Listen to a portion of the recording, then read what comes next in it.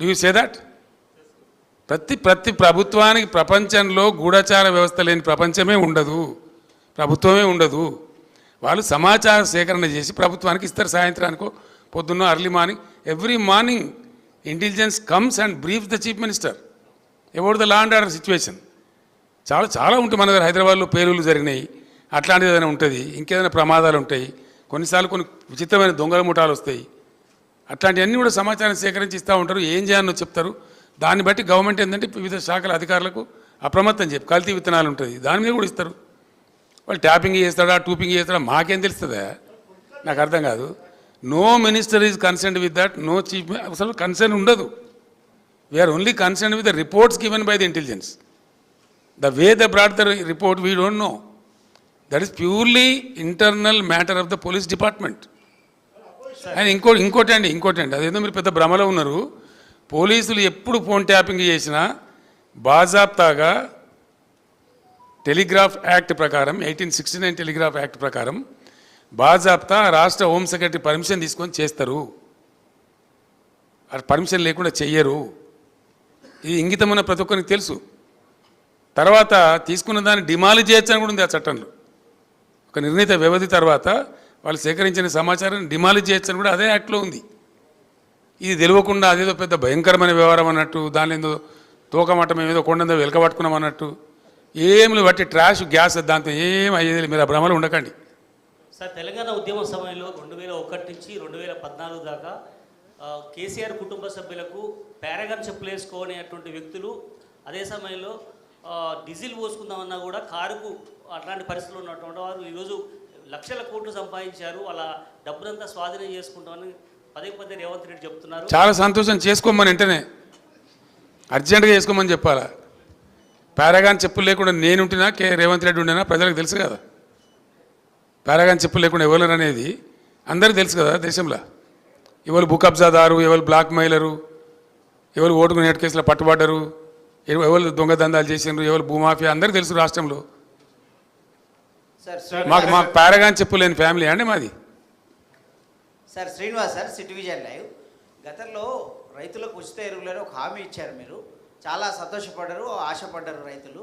అయితే ఆ నినాదం మళ్ళీ ఈ మధ్య తెర మీదకి తేవట్లేదు. కాదు బ్రదర్, నాకు ఇప్పుడు నువ్వు యూరియా బస్తాలు ఇస్తావు, వానాకాలం వేసుకుని 4 మిగిలి ఉంటాయి ఆయన దగ్గర. కాబట్టి అట్లా వద్దు. నువ్వు ఎంత ఇస్తావో, నీ స్టేట్ కిట్టి ఎంతవరకు పర్మిట్ చేస్తావో నాకు తెలియదు. నువ్వు చేయదలుచుకున్న సహాయం క్యాష్ రూపంలో చేయి. ఏం చేయదలుచుకున్నావు? 1000 ఇస్తావా, 2000 ఇస్తావా, 3000 ఇస్తావా, నీ ఇష్టం. కానీ ఆ డబ్బుకు అతను ఓనర్ కావాలి. ఎందుకంటే ఒక ఆయనకు విత్తనాలు పట్టి ఉండొచ్చు, ఒక ఆయనకు ట్రాక్టర్తో దున్నించుకునే ఎక్కడికి పట్టి ఉండొచ్చు, ఒక ఆయనకు పురుగుల మందులు కొనుక్కునే ఎక్కడ ఉండొచ్చు. రకరకాల అవసరాలు ఉంటాయి రైతులకు, వేరియేషన్ ఉంటుంది. కాబట్టి నువ్వు ఇచ్చే కాడికి క్యాష్ ఈ బస్తాలు ఇచ్చి మళ్ళీ వాళ్ళు అమ్మేసుకొని, అవసరం లేని వాళ్ళు అమ్మేసుకొని ఇవన్నీ ఇబ్బంది జరుగుతుందండి అని చెప్తే ఎరువు బస్తాలు ఆనాడే ఫుల్ స్టాప్ చేసినాం. తర్వాత రైతు బంధు పేరు మీద ఈ స్కీమ్ ప్రారంభించినాం. కానీ దీన్ని కొంతమంది చిల్లరగాళ్ళు సోషల్ మీడియాలో పెట్టి బస్తాలు ఇస్తానో ఏమైంది, బస్తాలు ఇస్తానో ఏమైందని, మేము ఇది రైతు బంధువు బస్తాలు 2 ఇస్తామని చెప్పినామా? బస్తాలకు బదులుగా ఇస్తున్నదే రైతు బంధు. దాంతో ఎవరికి అవసరం ఒక ఆయన విత్తనాలు కొనుక్కుంటాడు, ఒక ఆయన పురుగుల మందు కొనుక్కుంటాడు, ఒక ఆయన ఎరువులు కొనుక్కుంటాడు, ఒక ఆయన ట్రాక్టర్ దున్నకానికి పెట్టుకుంటాడు, ఒక ఆయన నాటేయించుకోవడానికి పెట్టుకుంటాడు. రకరకాల అవసరాలు ఉంటాయండి. ఆయన అవసరాన్ని బట్టి ఆ డబ్బును ఆయన వాడుకుంటూ ఉన్నాడు. దాని ఫలితమే మనం 3 కోట్ల పైచిలు టన్నుల ధాన్యం పండించినాం, పంజాబ్ను తలదనినాం. మీరు అడిగింది మంచి క్వశ్చన్. అది నాకు కూడా ఇక్కడ చెప్పానని మీ క్వశ్చన్ ద్వారా ఇప్పుడు క్లియర్ అయిపోయింది. I'm thankful to you.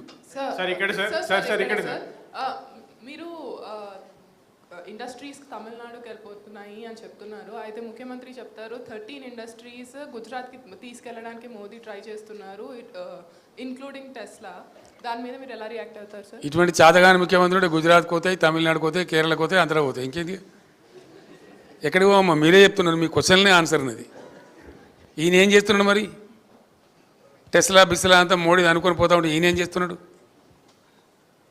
Modi అడ్డం పడ్డా మేము తెచ్చినామమ్మా కొన్నిటిని. లైక్ ఫేస్బుక్, ఆయన ఇంటర్నేషనల్ లాబీస్లను పెట్టి చాలా ప్రయత్నం చేసిండు అహ్మదాబాద్ తీసుకుపోదామని.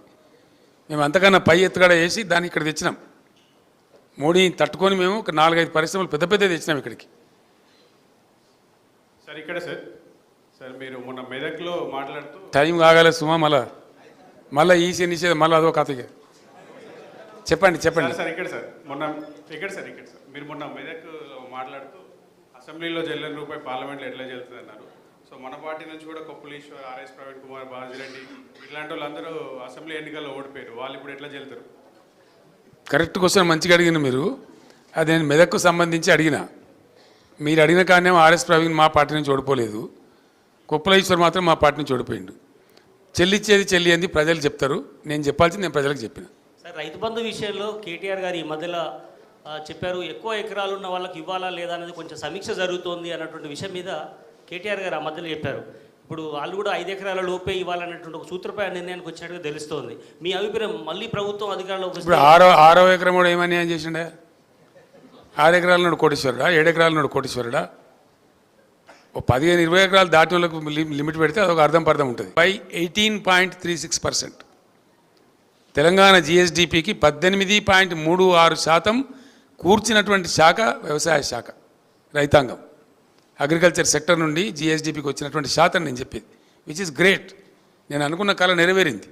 ఇంకొక 5-6 ఏళ్ళు కొనసాగించిన తర్వాత ఈ సీలింగ్ బిల్లింగ్ మేము కూడా ఆలోచిస్తామని అనుకున్నాం. రైతులు కొంచెం అప్పులు తీరిపోయి వాళ్ళ సొంత పెట్టుబడి వాళ్ళు పెట్టుకునే పరిస్థితికి వచ్చిన తర్వాత అప్పుడు పేద రైతులకు మాత్రం పెడదాం, కొంచెం ధనిక రైతులకు తీసేద్దామని మాకు కూడా ఆలోచన ఉండే బేసికల్లీ. కానీ ఇంత హాఫెజాడ్గా, ఇంత తొందరపడి ఒక కన్ఫ్యూజన్ క్రియేట్ చేసి రేపు మాకు వస్తుందా రాదా అనేటువంటి ఒక భయాన్ని రైతుల్లో క్రియేట్ చేసే దిక్కుమాలిన చర్యలు మాత్రం మేము చేయలే. ఆ పని కాంగ్రెస్ చేసింది. ఆ వ్యవసాయ మంత్రి కూడా మాట్లాడిండు, అందరు మాట్లాడుతున్నారు. తప్పకుండా రైతుల ఆగ్రహాన్ని వాళ్ళు చూడబోతారు. Sir, thank you so much. Kejriwal కు బెయిల్ వచ్చింది. నీ 3వసారి అయిందే బాబు సార్. బెయిల్ రాలేదు సార్. కేజ్రీవాల్ బెయిల్ వచ్చింది, దాన్ని చూస్తాను. ఏం కావాలి నీకు? ఢిల్లీ సీఎం కు కేజ్రీవాల్ కు బెయిల్ వచ్చింది. అదే కేసులో ఉన్న కవితకు మాత్రం బెయిల్ ప్రాసెస్ నడుస్తూ ఉంది కోర్టులో. సింపుల్ ఈజ్ ద ఇష్యూ అండి. ఢిల్లీ లిక్కర్ స్కామ్ అనేది నరేంద్ర మోడీ సృష్టించినటువంటి ఒక రాజకీయ కుంభకోణం. It's reverse political scam. అందులో ఏం లేదంత పట్టితే గ్యాస్. ఇవాళటి వరకు ₹1 రికవరీ చేయలే, ₹1 కూడా రికవరీ చేయాలి. ఎవరి నుంచి ఎవరికి మనీ లాండరింగ్ అయిందో, ఎవరి నుంచి ఎవరు తీసుకున్నాడో ఎవరికి తెలియదు. అది ఢిల్లీ స్టేట్ లిక్కర్ పాలసీని స్కామ్ కింద చిత్రీకరించి మేమిద్దరం అండి, ఆయన కంట్లో నర్సులాగా ఉన్నోళ్ళం, అరవింద్ కేజ్రీవాల్, నేను, ముక్కులో కోయలాగా ఉంటే మేము ఏం చేసినాం మేము? ఆయన మాకు 104 మంది ఎమ్మెల్యేలు మా సంఖ్య ఉండి, అప్పుడు మజ్లిస్ ఎమ్మెల్యేలు 7 మాకు సపోర్ట్ ఉండే టైంలో 119లో 111 మంది మేము ఉన్నాం ఇక్కడ. అయినా ఆయన ఏజెంట్లను పంపించండి ఇక్కడికి, ఈ గవర్నమెంట్ టాపులు చేయాలని కూలగొట్టాలి రాష్ట్ర ప్రభుత్వాన్ని ఆయన ఏజెంట్లను పంపించి ఇక్కడ బేరాలు చేసిండ్రు.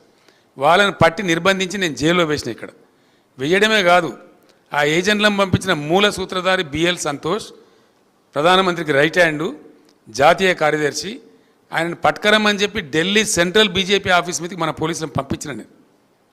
ఆయన పట్టుకరవడానికి పోయిన తెలంగాణ పోలీసులు, తప్పించుకున్నాడు ఆయన. అది వాళ్ళ మా మీద కోపం. ఆ కక్ష మనసులో పెట్టుకొని అటు అరవింద్ కేజ్రీవాల్ను, ఇటు నన్ను రాజకీయంగా ఒత్తిడి చేయాలని చెప్పి అటు కేజ్రీవాల్ని అరెస్ట్ చేసిండ్రు, ఇటు నా కూతురుని అరెస్ట్ చేసిండ్రు.